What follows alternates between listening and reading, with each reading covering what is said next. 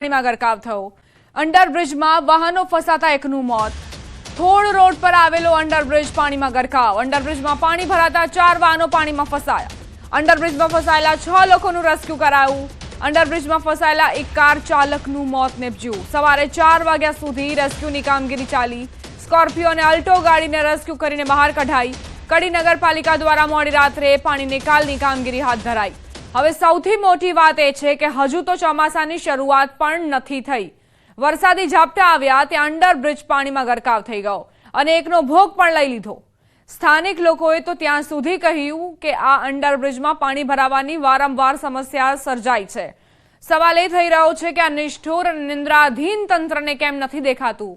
બેદરકારીની હદ વટાવી દીધી છે। ચોમાસા પહેલા જ એક યુવકનો જીવ લઈ લીધો। પાણી ભરાવાની સમસ્યાથી ક્યારે મુક્તિ મળશે, આ નિંદ્રાધીન તંત્રની ક્યારે આંખ ઉઘડશે, એવા અનેક સવાલો લોકો ઉઠાવી રહ્યા છે। માવઠાનો વરસાદ છે અને એ માવઠાના વરસાદમાં અંડરબ્રિજની સ્થિતિ જુઓ, જેમાં કાર ફસાઈ જાય છે અને 6 લોકોનું રેસ્ક્યુ કરાય છે, પરંતુ એકનું મોત નીપજે છે।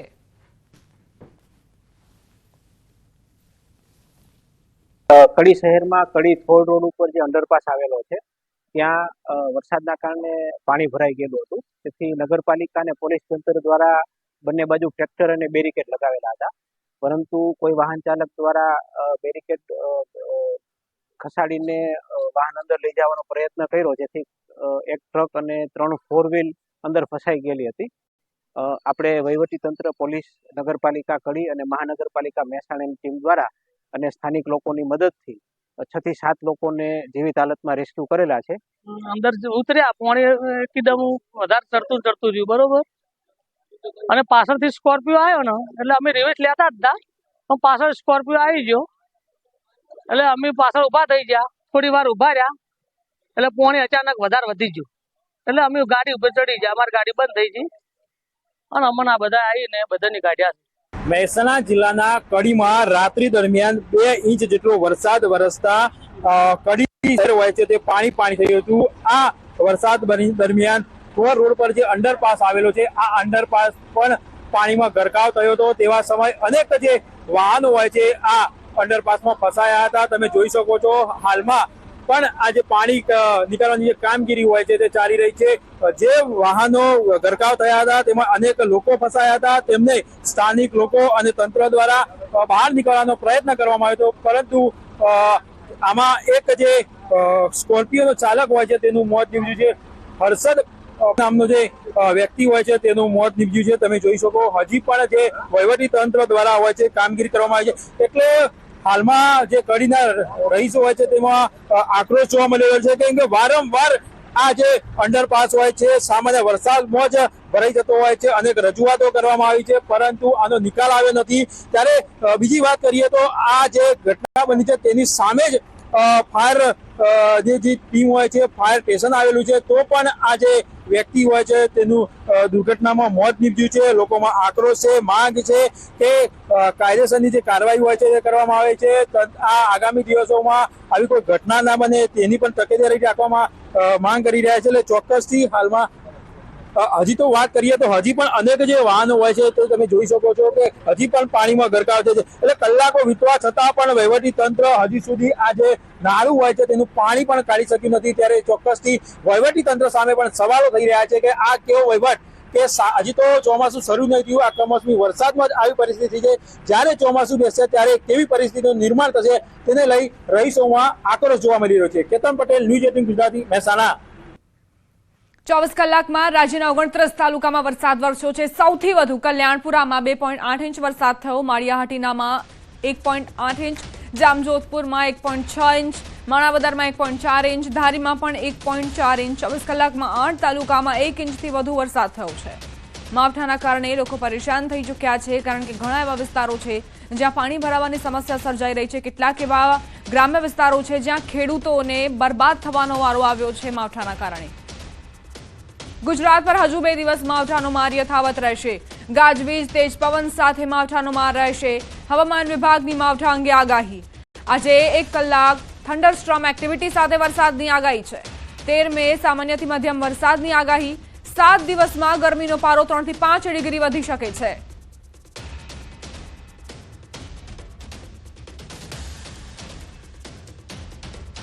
अगले 2 दिन हम थंडरस्टॉर्म एक्सपेक्ट कर रहे हैं, साथ में आज 40 से 50 किलोमीटर प्रति घंटे की स्पीड से और कल 30 से 40 किलोमीटर प्रति घंटे की स्पीड से विंड्स की भी संभावना है आइसोलेटेड प्लेसेस में।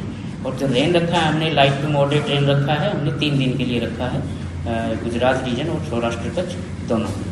और जहाँ तक अधिकतम तापमान की बात है, अगले 7 दिनों में ये 303 से 5 डिग्री तक राइज होने की उम्मीद है। સમાચારોમાં આગળ વધીએ મહત્વપૂર્ણ સમાચાર પ્રાપ્ત થયા છે। પ્રધાનમંત્રી મોદીની ઉચ્ચ સ્તરીય બેઠક, ત્રણેય સેના અધ્યક્ષ સાથે પ્રધાનમંત્રી મોદીની બેઠક। સીડીએસ અનિલ ચૌહાણ પણ પ્રધાનમંત્રી હાઉસ પહોંચ્યા। ડીજીએમઓ સ્તરની વાતચીત પહેલા મહત્વની બેઠક મળવા જઈ રહી છે। પહેલાથી જ ક્લિયર કરી દેવામાં આવ્યું છે કે હવે પાકિસ્તાન સાથે ડાયરેક્ટર જનરલ મિલિટરી ઓપરેશન અંતર્ગત જ વાતચીત થશે। એ સિવાય અન્ય કોઈ જ વાતચીત નહીં થાય, રાજનૈતિક વાતચીત પણ નહીં થાય।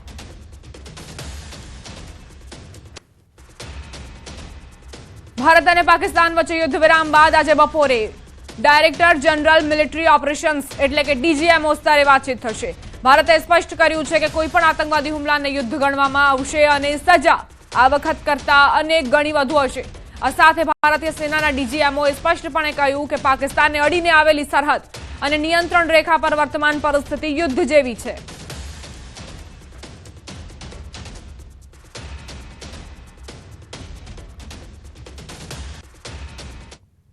एलओसी પાસે પહોંચી ન્યૂઝ 18ની ટીમ। ન્યૂઝ 18 પર જુઓ, પીઓકેના ગામ ગ્રાઉન્ડ ઝીરો પર પહોંચી છે ન્યૂઝ 18ની ટીમ।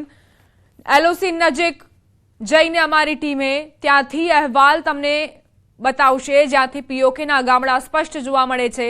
એક જ પ્રકારના ગામડા, એક જ ઊંચાઈ, એક જ રચના, એક જ રંગ। પાકિસ્તાન આ ઘરોનો ઉપયોગ આતંકવાદીઓને ઘૂસણખોરી કરાવવા અને સીઝફાયરનું ઉલ્લંઘન કરવા માટે કરે છે।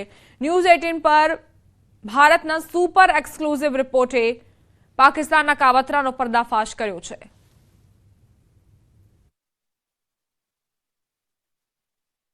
जम्मू कश्मीर में लाइन ऑफ कंट्रोल के इर्द तनाव लगातार बना हुआ है क्योंकि भरोसा टूट गया है सीज फायर वायलेशन की वजह से। हम इस वक्त उस जगह पर है, यानी न्यूज 18 इंडिया की टीम है रियल ग्राउंड जीरो पे, बिल्कुल एलओसी पे। पहले हम दिखाएंगे, ये वो एरिया है जो लाइन ऑफ कंट्रोल का एरिया है। ये फेंसिंग है भारत के साइड की आखिरी फेंसिंग नॉर्थ कश्मीर के एक एरिया में।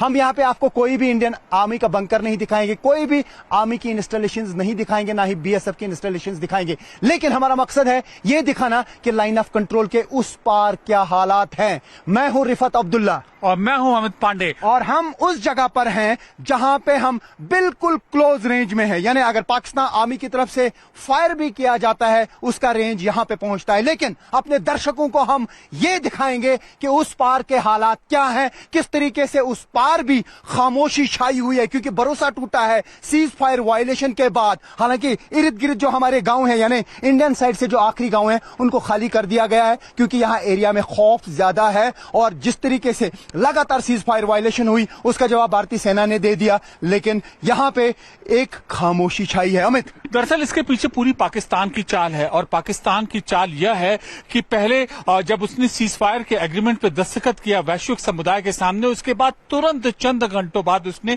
योजनाबद्ध तरीके से उसने इस पूरे गेम प्लान को तोड़ा। लेकिन अमित इसके साथ ही मैं अपने विजय राकेश नेगी को कहूंगा कि उस पार का एरिया दिखाएं। दूर नहीं है ज्यादा, ये जो आप एरिया देख रहे हैं ये बिल्कुल लाइन ऑफ कंट्रोल के उस पार का एरिया है जहां पे पाकिस्तानी आर्मी के बंकर है और सामने बिल्कुल उसके आमने सामने इंडियन आर्मी के काफी सारे बंकर है। ये जो आप एरिया देख रहे हैं तकरीबन 7 पाकिस्तानी आर्मी के बंकर हैं और ये हम अपनी लोकेशंस, अपनी साइड की लोकेशंस नहीं दिखा रहे हैं बल्कि उस पार की लोकेशंस दिखा रहे हैं। आप देख सकते हैं जहां पे पाकिस्तानी आर्मी के बंकर है। जी अमित, पाकिस्तान ऑक्यूपाइड कश्मीर के आसपास जो वहां पर जो घर हैं उनमें जो खामोशी है वहां पर भी साफ तौर पर देखी जा सकती है। और एक ही तरीके के देखिए उनकी चाल, उनकी जो स्ट्रैटेजी है वो समझिए कि एक ही तरीके की छत है, एक ही तरीके के घरों के स्ट्रक्चर है।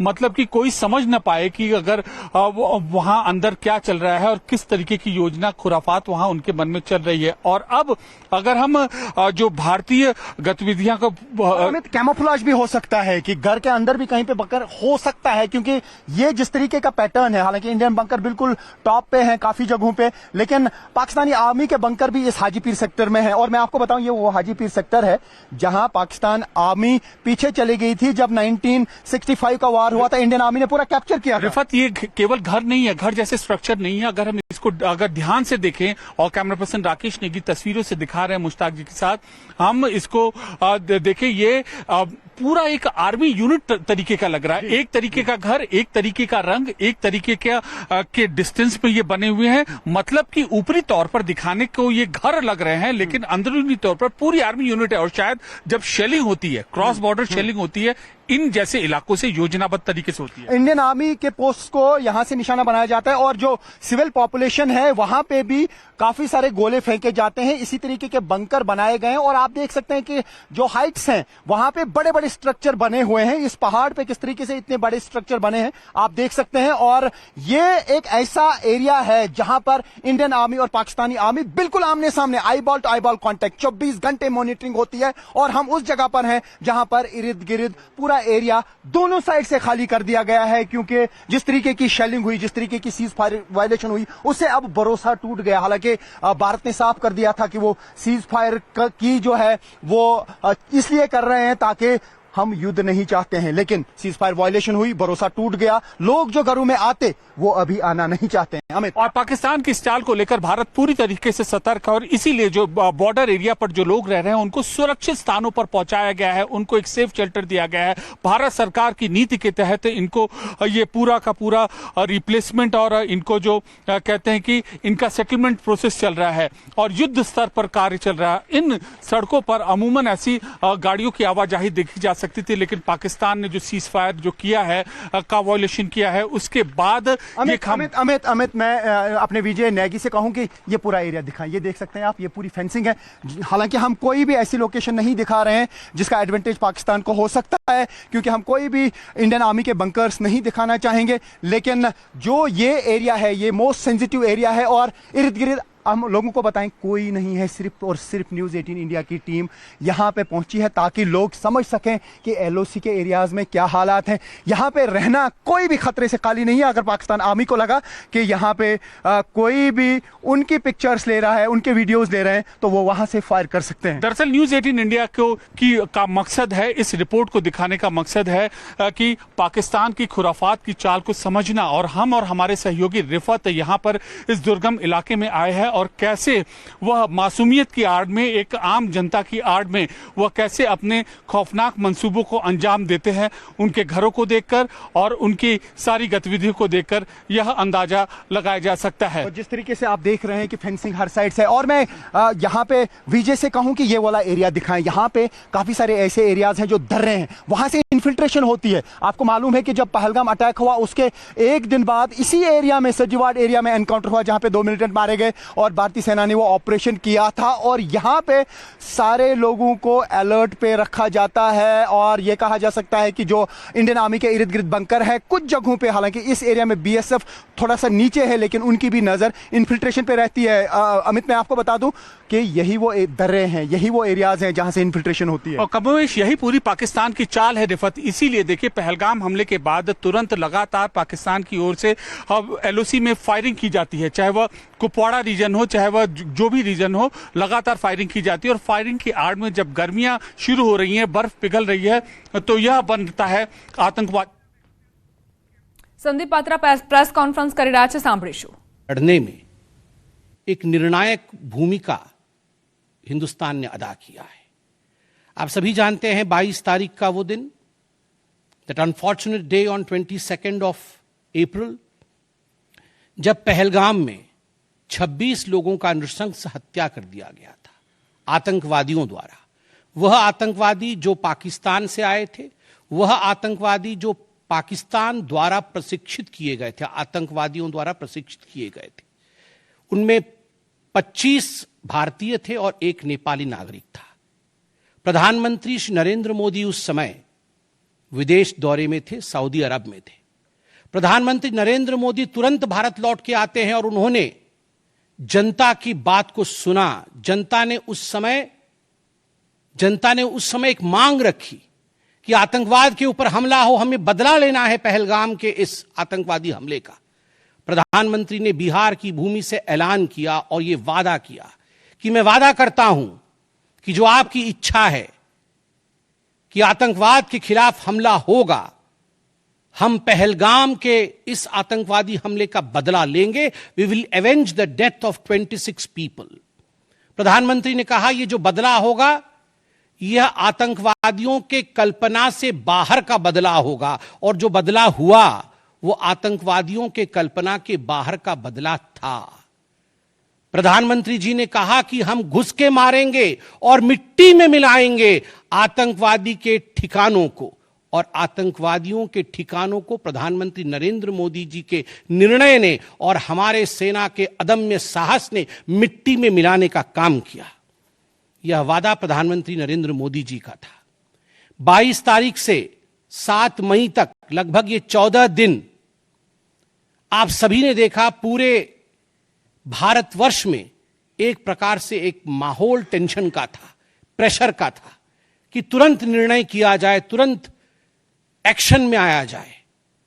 बहुत सूझबूझ के साथ, सोच समझ करके, स्ट्रैटेजी के साथ पाकिस्तान भी जानता था कि हमला होगा। एयर स्ट्राइक पहले हो चुका था, किस प्रकार सर्जिकल स्ट्राइक पहले हो चुकी थी।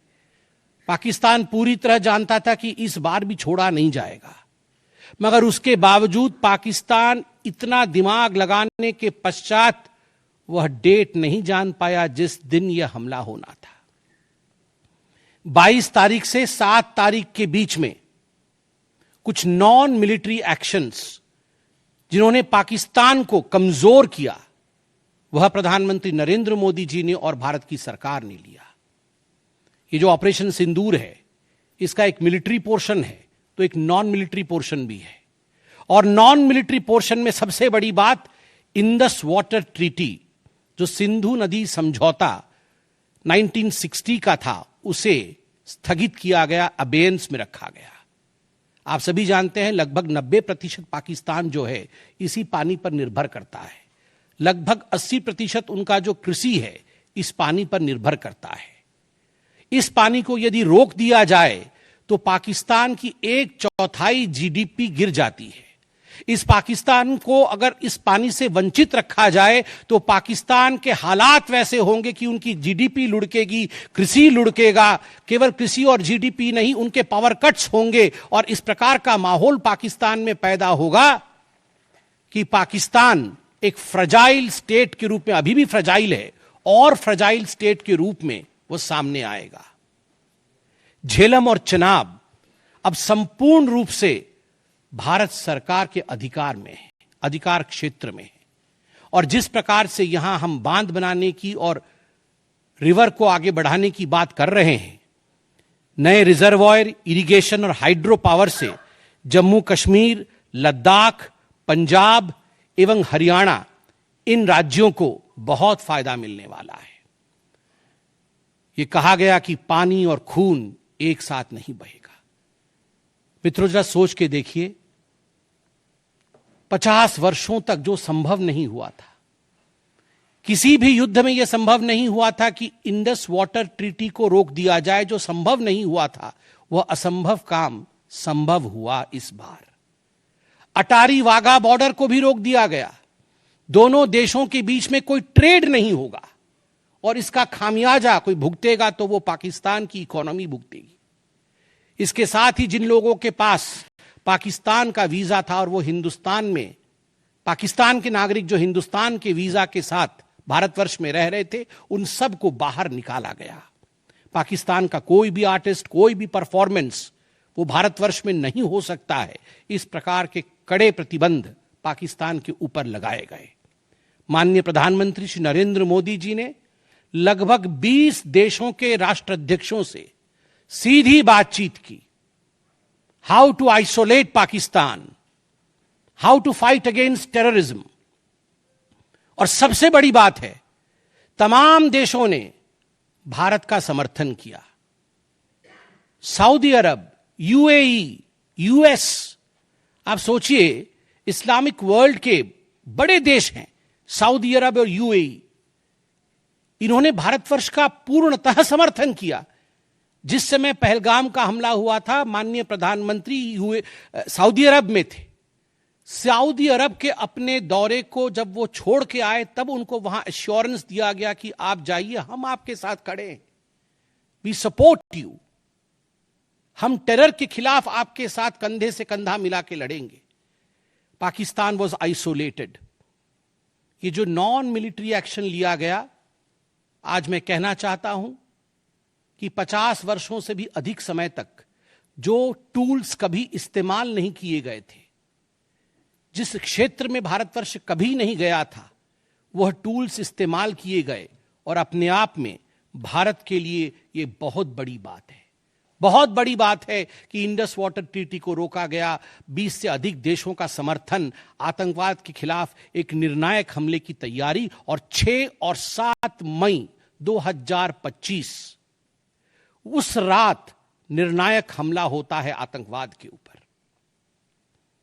सभी जानते हैं कि 9 आतंकवादी ठिकाने जो POJK में थे और पाकिस्तान में थे, उन्हें ध्वस्त किया गया।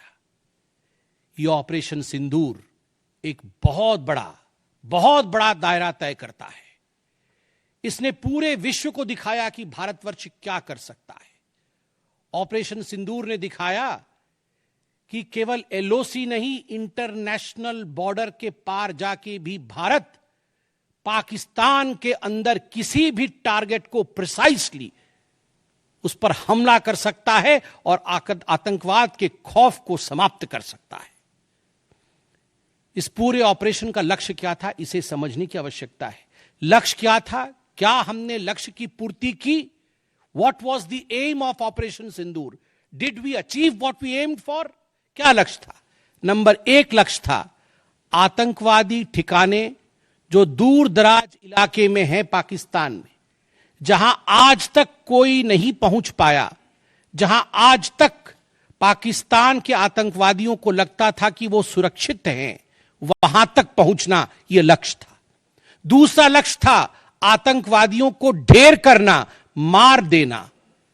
तीसरा लक्ष्य था इन टारगेटों को जमींदोज करना, उन्हें मिट्टी से मिला देना। चौथा लक्ष्य था इस पूरे काम को करते हुए कोई भी सिविलियन, उसके ऊपर किसी प्रकार से कोई इंजुरी नहीं होना।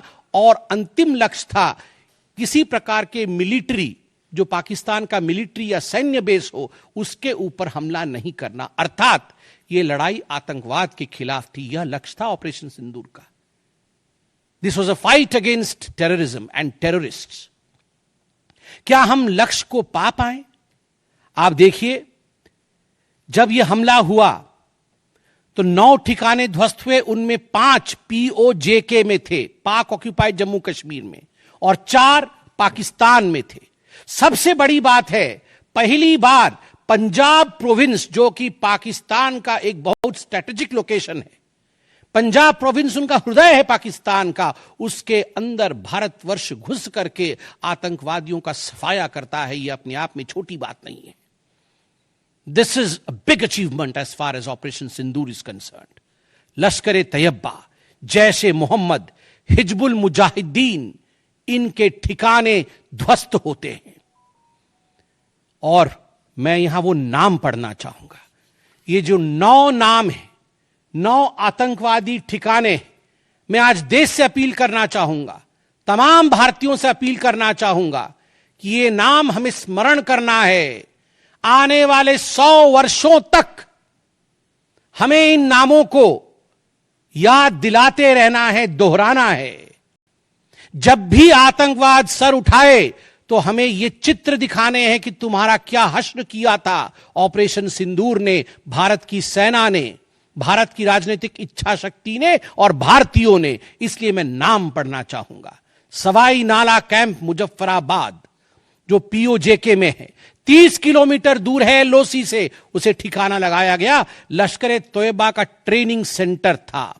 20 अक्टूबर 2024 सोनमर्ग में और 24 अक्टूबर 2024 गुलमर्ग में जो आतंकी हमले हुए थे, उसमें यहां से आतंकवादी आए थे। और सबसे बड़ी बात, 22 अप्रैल 2025 को जो आतंकवादी आकर पहलगाम में हमारे नागरिकों को मार के गए थे, हमारी बहनों के माथे से जिन्होंने सिंदूर पोंछने का काम किया था, उनका प्रशिक्षण भी इसी केंद्र में हुआ था, सवाई नाला कैंप मुजफ्फराबाद। सैयदाना बिलाल कैंप मुजफ्फराबाद, ये जैसे मोहम्मद का ट्रेनिंग सेंटर था, ये दूसरा कैंप जो ध्वस्त हुआ। गुलपुर कैंप कोटली, ये एलओसी से 30 किलोमीटर दूर था, लश्कर तैयबा का बेस था। और 20 अप्रैल 2023 को पुंछ में, 9 जून 2024 को जो तीर्थ यात्री को बस में हमला करके मारने का काम किया था आतंकवादी, यहां गुलपुर कैंप से आए थे जो कोटली में है, उसे ध्वस्त किया गया। बरनाला कैंप बिरगढ़, बरनाला कैंप जो 9 किलोमीटर दूर है एलओसी से, उसे समाप्त किया गया। अब्बास कैंप कोटली जो 13 किलोमीटर दूर है एलओसी से, लश्कर तैयबा का फिदाइन सेंटर है और 15 आतंकवादियों को एक साथ ट्रेन कर सकता है, उसे ध्वस्त करके गिराया गया। सरजाल कैंप सियालकोट अंतर्राष्ट्रीय सीमा से 6 किलोमीटर दूरी पर है, इंटरनेशनल बॉर्डर से, सांबा कठुआ के सामने है। और मार्च 2025 में जम्मू और कश्मीर पुलिस के 4 जवान शहीद हुए थे, उनको मारने का काम इन्हीं आतंकवादियों ने किया था जो सरजाल कैंप से आए थे सियालकोट के, उस कैंप को ध्वस्त कर दिया गया। महमूना जाया कैंप सियालकोट जो कि 12 से 18 किलोमीटर इंटरनेशनल बॉर्डर से दूर है, मैं एलओसी की बात नहीं कर रहा हूं, इंटरनेशनल बॉर्डर से, और हिजबुल मुजाहिदीन का अड्डा है, बहुत बड़ा कैंप है।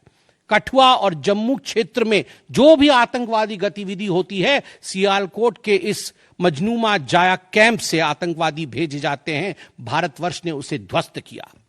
मरकज तैयबा मुरीद के, जो कि अंतर्राष्ट्रीय सीमा से 18 से 25 किलोमीटर दूर है, 2008 के मुंबई का जो हमला हुआ था 26/11 के नाम से जिसे हम जानते हैं, उसमें जो आतंकवादी आए थे अजमल कसाब और डेविड हेडली, उनकी ट्रेनिंग मरकज तैयबा मुरीद के में हुआ था। और आज मैं फक्र के साथ कह सकता हूं, गर्व के साथ कह सकता हूं कि भारत की सेना ने, भारत की राजनीतिक इच्छा शक्ति ने और भारतीयों ने मरकज तैयबा मुरीद के को ध्वस्त किया है, समाप्त किया है। मरकज सुभान अल्लाह बहावलपुर इंटरनेशनल बॉर्डर से 100 किलोमीटर की दूरी पे है। विश्व में किसी ने ऐसा नहीं सोचा होगा, पाकिस्तान ने तो सपने में भी नहीं सोचा होगा कि भारत की सेना के पास, भारत की एयरफोर्स के पास और भारत के राजनेताओं के पास ऐसी इच्छा शक्ति होगी कि इंटरनेशनल बॉर्डर से 100 किलोमीटर दूर घुस के वो हमारे आतंकी अड्डे को ध्वस्त कर सकते हैं। मरकज सुभान अल्लाह जो कि जैशे मोहम्मद का मुख्यालय था, उस मुख्यालय को भारत की वायुसेना ने ध्वस्त किया। यह कोई छोटा विषय नहीं है। यह बहावलपुर एक ऐसा स्थान है जहां यूनाइटेड स्टेट्स, यूएस भी अपने ड्रोन नहीं भेज पाया था। उस जगह पे भारत घुस के मारता है। आज का भारत, आज का नया भारत यही है। ये नाम, जो 9 नाम मैंने पढ़े, हमें याद रखने चाहिए, मगर उन नामों के साथ मैं कुछ और भी बताना चाहता हूं। जो आतंकवादी मारे गए, एक लक्ष्य था आतंक के ठिकानों को, आतंक के अड्डों को सफाई करना, ध्वस्त कर देना। दूसरा लक्ष्य था ऑपरेशन सिंदूर का, आतंकवादियों को चुन चुन कर मारना, उन्हें मिट्टी में मिलाना। 100 से अधिक आतंकवादी मारे गए, 100 से अधिक। मैं कुछ आतंकवादियों के नाम पढ़ता हूं जिनको कि हम डिस्कस करते थे डिबेट्स में, टीवी पे, यूएन में, जिनको कि यूएस ने भी कंडेम कर रखा था। मैं नाम पढ़ रहा हूं। मुदस्सर कादियान खास उर्फ मुदस्सर उर्फ अबू जुंदाल। अबू जुंदाल नाम से हम जानते थे इस आतंकवादी को, और जो लश्कर तैयबा का आतंकवादी था, वो मरकज तैयबा का जो मुरीदके में है, उसका इंचार्ज था। जब वो मरा तो उसके गार्ड ऑफ ऑनर, उसका जो जनाजा निकला, उसमें पाकिस्तान के आर्मी के अधिकारी थे। पाकिस्तान आर्मी के चीफ थे, पंजाब सीएम मरियम नवाज भी उसमें रही। आप सोचिए, ये एक सरकारी जमीन पर हुई और तमाम बड़े लोग, सरकारी लोग पाकिस्तान के उसमें शामिल हुए, जिससे कि यह सिद्ध होता है कि terror and the sponsors of terror are hand in glove together. आतंकवादी और जो आतंकवादियों को बढ़ावा देने वाले, वो एक साथ काम करते हैं। दूसरा, हाफिज मोहम्मद जमील, ये जैशे मोहम्मद का आतंकवादी है। ये ब्रदर इन लॉ साला था मौलाना मसूर अजहर का, और इंचार्ज था मरकज सुभान अल्लाह बहावलपुर का, वह भी मारा गया। तीसरा आतंकवादी मोहम्मद यूसुफ अजहर उर्फ उस्ताद जी उर्फ मोहम्मद सलीम उर्फ घोशी साहब, जैसे मोहम्मद का नामी आतंकवादी, और यह भी मौलाना मसूद अजहर से जुड़ा हुआ था और यह वेपन ट्रेनिंग देता था जैशे मोहम्मद का। और सबसे बड़ी बात, IC 184 के हाईजैकिंग में इसका हाथ था।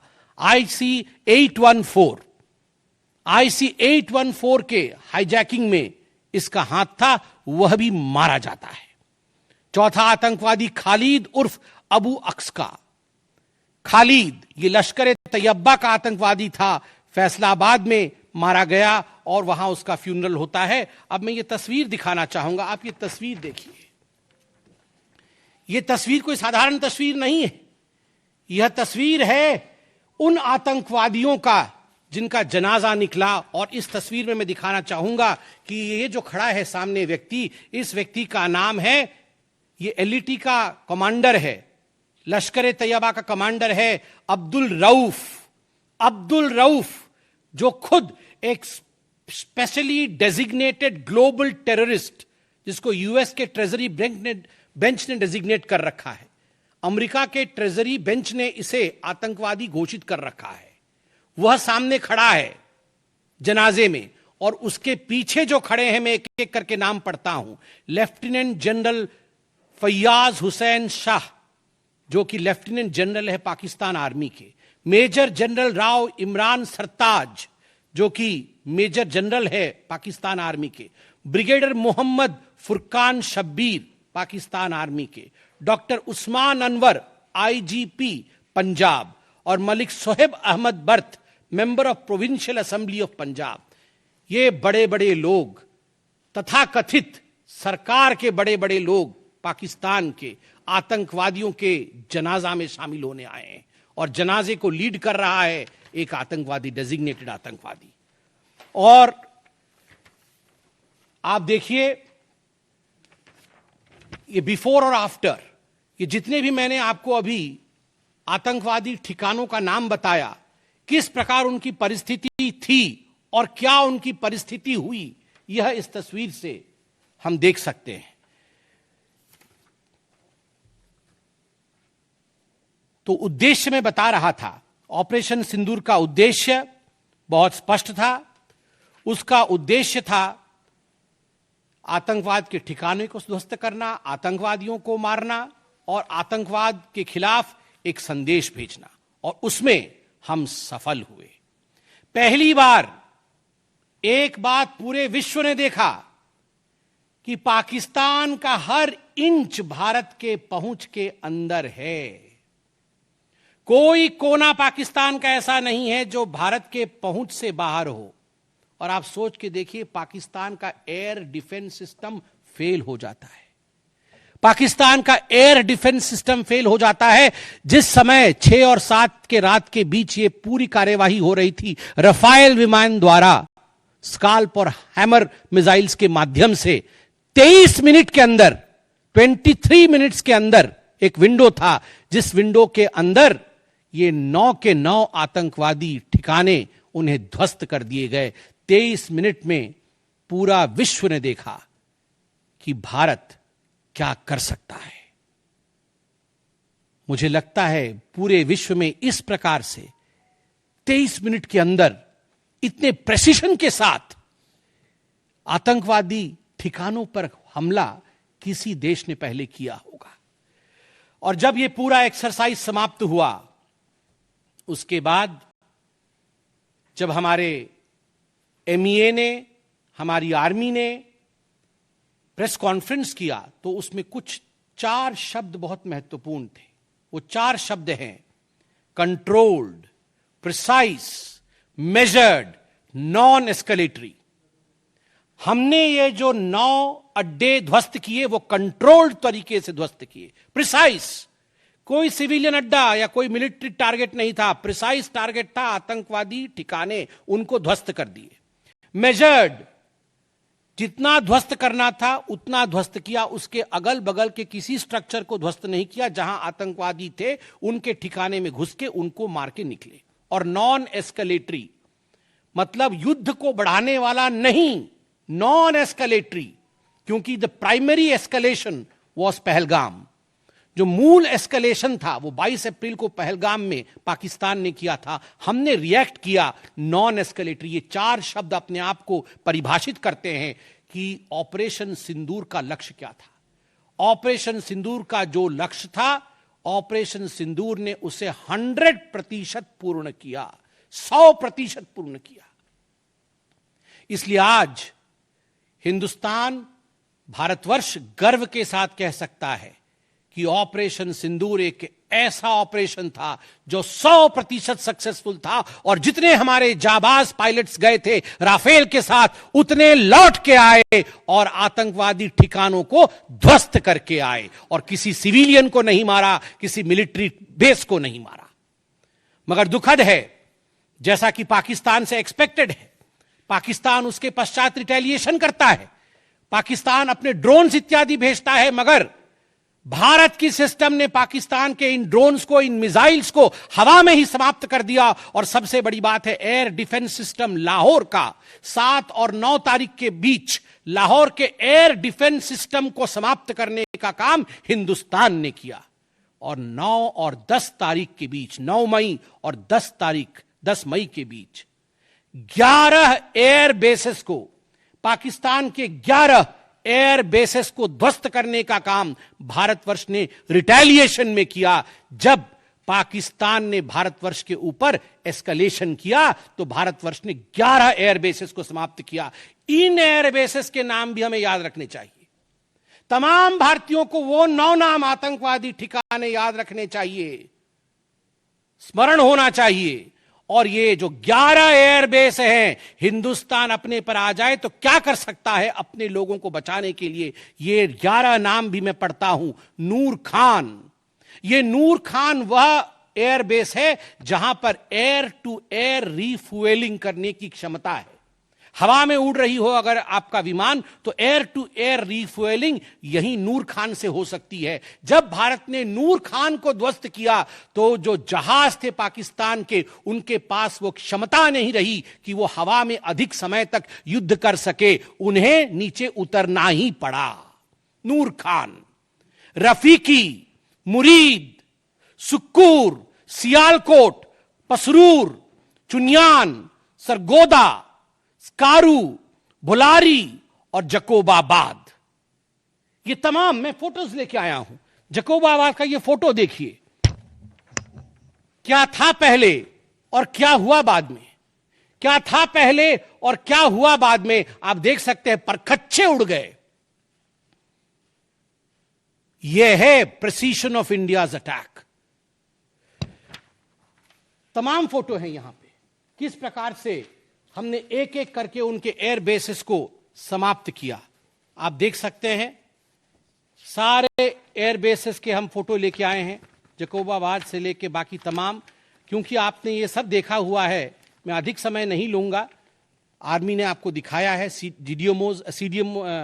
डीजीएमओज ने आपको दिखाया है, इसलिए मैं इसको आपको दिखा के दोबारा, I would not like to take much time, but मैं रिमाइंड करना चाहूंगा कि 11 एयर बेसेस को हमने ध्वस्त किया। और इसमें एक बड़ा विषय है, पहली बार विश्व में किसी देश ने एक न्यूक्लियर कंट्री के अंदर घुस करके उनके एयर बेसेस को समाप्त करने का काम किया। पाकिस्तान एक न्यूक्लियर कंट्री है, उसके अंदर घुस करके उनके एयर बेसेस को 20% पाकिस्तान के एयरफोर्स के इंफ्रास्ट्रक्चर को भारतवर्ष ने नाकाम कर दिया। 20% of PAFs infra was destroyed by India. Just imagine, एक न्यूक्लियर कंट्री है, उसमें घुसकर मारना, यह अपने आप में पूरे विश्व में पहला इंस्टेंस है। और भुलारी एयरबेस में 50 PAF पाकिस्तान एयरफोर्स के जवान मारे गए, जिसमें स्क्वाड्रन लीडर उस्मान यूसुफ भी मारे गए। कुल मिलाकर के 9 आतंकी ठिकाने, 11 एयरबेस, 100 से अधिक आतंकी, 50 जवान और अपनी इज्जत, यह पाकिस्तान ने खोया है। I repeat, what Pakistan has lost via operation Sindoor. 9 आतंकी ठिकाने, बड़े बड़े आतंकी ठिकाने, 11 एयरबेस, 100 से अधिक आतंकवादी, 50 से अधिक जवान और अपनी इज्जत, यह पाकिस्तान ने खोया है। यह झटका पाकिस्तान सह नहीं पाया और उनके DGMO का 10 तारीख को ही फोन आया और उसके पश्चात मैं कहूंगा यह सीज फायर नहीं, ये एक अंडरस्टैंडिंग है। ये एक अंडरस्टैंडिंग है कि यदि भविष्य में किसी प्रकार का कोई भी आतंकी हमला होता है तो यह अंडरस्टैंडिंग तोड़ दी जाएगी। हमने करके दिखाया है, जो पहले कभी नहीं हुआ था वो हुआ है इस बार। अंदर घुस के मारा है हमने, ये एक अंडरस्टैंडिंग है।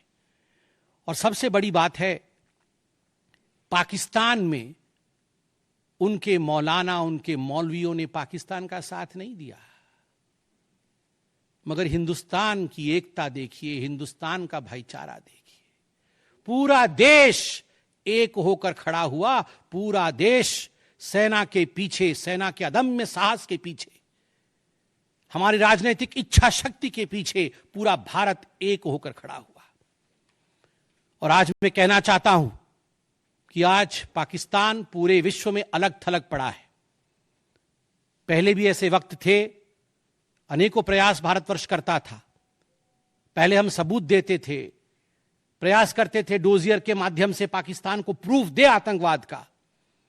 वो डोजियर लेती थी मगर उस पर काम नहीं करती थी। मगर आज नए भारतवर्ष ने पाकिस्तान को बख्शा नहीं है। आतंकवाद के खिलाफ एक निर्णायक लड़ाई हुई है और प्रधानमंत्री जी ने स्पष्ट कहा है, वहां से यदि गोली आती है तो यहां से गोला जाएगा। इसी के साथ मैं अपने वक्तव्य को समाप्त करता हूं। कोई प्रश्न हो तो अवश्य पूछे। कमलेश जी।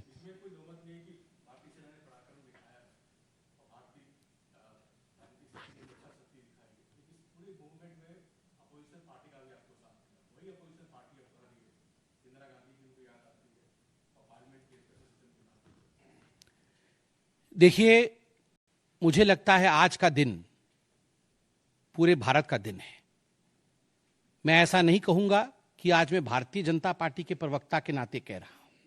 मैंने शुरू में ही कहा था, आज मैं भारतवर्ष के एक साधारण नागरिक के रूप में जो अदम्य साहस हमारे सेना ने दिखाया है उसका विवरण किया। पाकिस्तान ने क्या खोया है और हिंदुस्तान ने क्या पाया है वो मैंने आपको दिखाया है। इसमें तमाम पॉलिटिकल पार्टी ने एकजुटता दिखाई, यह भी अपने आप में एक